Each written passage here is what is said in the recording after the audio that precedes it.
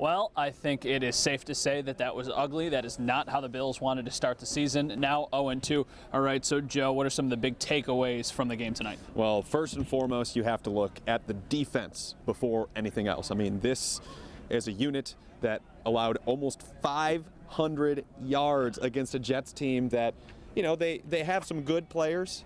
Brandon Marshall's a good player. Eric Decker's a good player. Matt Forte's a good player. This is not an offense that should be tearing you apart for 500 yards, especially with the way that they performed against the Ravens in week 1. But, you know, chalk it up to whatever you want. The cornerbacks were not good. Stephon Gilmore and Ronald Darby both struggled significantly. Gilmore probably had the worst night of the two. And then from there, you know, the defensive line and Jerry Hughes wasn't getting a ton of penetration, which is tough because Ryan Fitzpatrick gets the ball out pretty quickly. But all in all, this defense, run defense, pass defense, everything, dumb penalties, they were doing everything. And, you know, some big chunk plays kept this team in the game, but it probably should have been a much more lopsided loss at the end of things.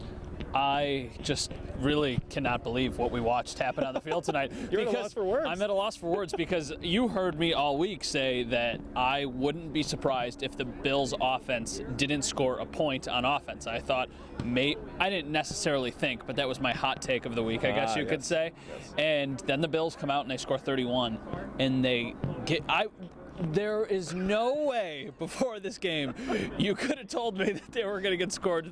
They would score 31 and lose. I just can't believe it. But I'm literally watching the gears in your brain working, and they're just not firing right now because it is inexplicable, Matt. I mean, we saw how poor this team played offensively a week ago, and then, hey, 31 points out of nowhere. But well, that's okay. So that's the thing. Yeah. If I told you 4 hours ago that the Bills were going to score 31 points, you would have said, 1, probably you're crazy, and 2, okay, well, they would be 1-1 and they would be going and playing Arizona. But 37, you just talked about it. Darby and Gilmore looked so bad tonight. Yeah, and you know, with the 31 points thing, it probably should have been good enough to beat them. Heck, I thought maybe 21 would be good enough to get a victory in this game because the two defenses are very, very good, but not tonight. The Bills' defense just did not perform up to their standards by any means, or their 1 week standard, we should say. But the offense, if you want to take anything good out of it, they fired a couple of those deep passes down the field. And on the one, to Greg Salas especially, Tyrod Taylor was keeping his eyes down the field, spotted the man over the middle of the field, so maybe something to take away from this. Okay, but we say that that's something to take away, but they never really had like consistent long drives. It was those 2 long plays to Salas and Goodwin, and then their long drive at the end of the game kind of during garbage time. So it really looks like this team has a lot of work to do. I mean, I guess with Darius eventually coming back and maybe Lawson, and if you added Ragland, it would be a different product, but I mean, Arizona's going to be a tough game, and then New England's a tough game. How real is the chance that they go 0-4 to start? It's very real. You know, Arizona is a very competitive team all over their roster. They have a good quarterback. They have good receivers. You know, they have a very good defense and a good secondary. So, you know, that's going to probably throw the Bills for a loop a little bit. But, I mean, and then you got the Patriots after that. If the Bills probably had a good chance to win either one of them, it would maybe be next week, but that's hard to really fathom right now because of how poorly they played.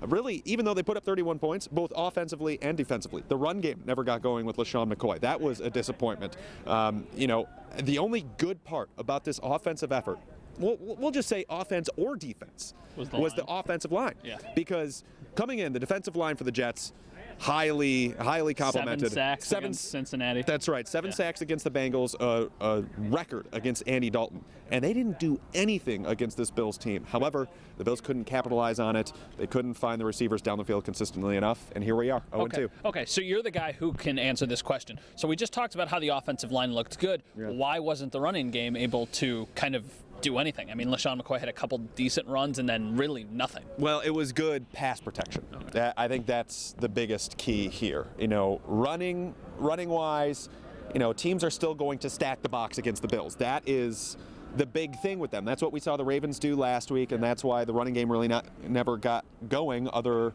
than LaShawn McCoy doing it on his own. So this is kind of what we saw again tonight. McCoy busted a couple runs, but for the most part, he was held in check. And to me, you know, this is just a matter of the Bills having to prove that they are a much more consistent passing attack.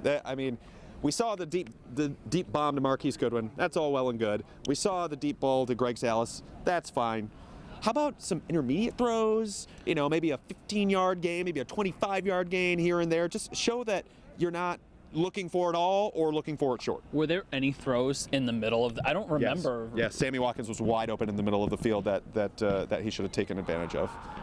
Yeah, someone just yelled really, really loud at the stadium. A microcosm of the game. Yeah, it was just an absolute wreck. They're yelling again. They're excited. Well, I don't know what they're excited about because it's not the game. No. But a treacherous opponent next week, Matt, for sure. Yeah, it's going to be fun. All right, Joe's got all of his observations online right now. And hey, I was kind of kidding when I said this, but the Sabres open the season October 13th against the Canadiens, so hey. It's week 2. You got hockey to look forward to. We'll see you guys later.